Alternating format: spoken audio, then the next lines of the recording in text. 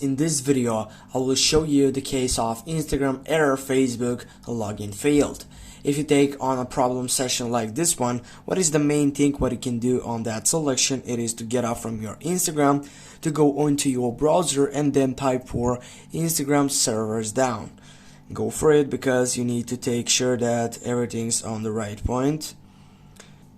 Down, yeah, go for that first selection. Go on the first out to take off that. On the down detector, it is everything available and it's everything set.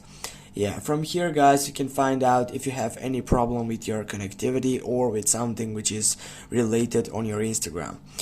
As you can see here, we have report from that website and all that stuff. And here you can take off and see what's the most reported problems by the people. And as you can see, they are for applications.